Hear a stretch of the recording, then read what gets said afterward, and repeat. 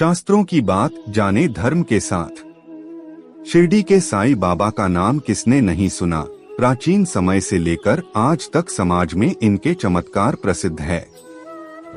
बता दें, जिस तरह हिंदू धर्म के अन्य देवी देवताओं के लाखों की तादाद में भक्त दुनिया में हैं, ठीक उसी तरह साईं बाबा के देश विदेश में असीम भक्त पाए जाते हैं।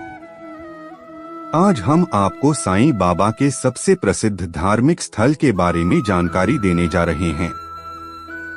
जी हाँ, आप सही समझ रहे हैं, हम बात कर रहे हैं शिरडी की, जहां नियमित रूप से रोज व खास तौर पर गुरुवार को बड़ी संख्या में श्रद्धालु जहां साईं बाबा के दर्शनों के लिए पहुंचते हैं। बता दें, दिखने में छोटा शिरडी शहर अनेकों धार्मिक स्थलों और गतिविधियों से भरपूर है। बात करें साईं बाबा के स्थल की, तो कहा जाता है देश में सबसे प्रसिद्ध साईं बाबा का यही मंदिर। तो चलिए आइए जानते हैं शिरडी के साईं बाबा से जुड़ी कुछ ऐसी जानकारी जिसके बारे में आज भी बहुत कम लोग जानते हैं। सबसे पहले बात करते हैं साईं बाबा के जन्म की। तो बता दें, लोक किंवदंतियों के अनुसार उनका जन्म कब और कहां हुआ यह बात कोई नहीं जानता। कुछ लोगों के अनुसार स्वयं साईं बाबा ने भी इस बारे में कभी नहीं बताया। हालांकि कुछ कथाओं में इन्होंने कई बार अपने माता का परिचय दिया है। जन्मतिथि एवं स्थान की तरह ही साईं बाबा के माता पिता के बारे में भी कोई प्रमाणिक तथ्य नहीं है। परंतु श्री साईं बाबा द्वारा बताई गई बातों के अनुरूप उनके पिता का नाम श्री गंगा बावड़िया और उनकी माता का नाम देवगिरी अम्मा माना जाता है। ये दोनों शिव पार्वती के भक्त थे, जिन्हें शिव जी के आशीर्वाद से ही साईं बाबा के रूप में संतान की प्राप्ति हुई थी। जब साईं बाबा अपनी मां के गर्भ में थे, उस समय उनके पिता के मन में अरण्यवास की अभिलाषा तीव्र हो गई थी, जिसके बाद वे अपना सब कुछ छोड़कर जंगल में निकल पड़े थे।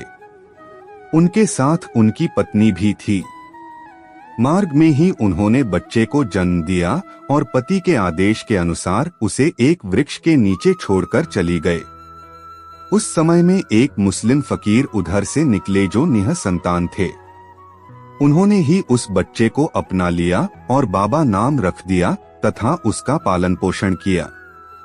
ऐसी कथाएं प्रचलित हैं कि बाबा पहली बार 16 वर्ष की उम्र में शिरडी में एक नीम के पेड़ के नीचे देखे गए थे। इस जगह से व उनसे जुड़ी चमत्कारी कथाएं प्रचलित हैं।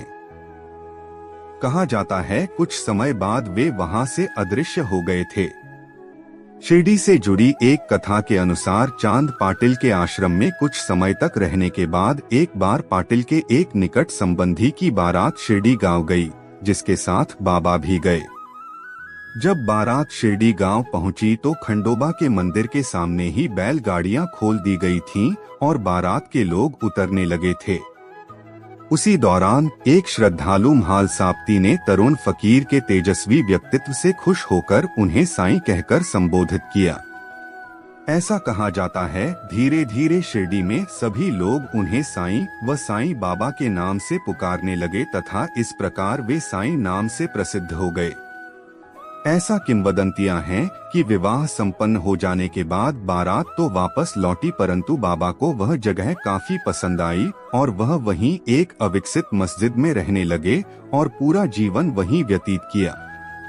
Subscribe to my YouTube channel devotional mind and press the bell icon for more such latest videos.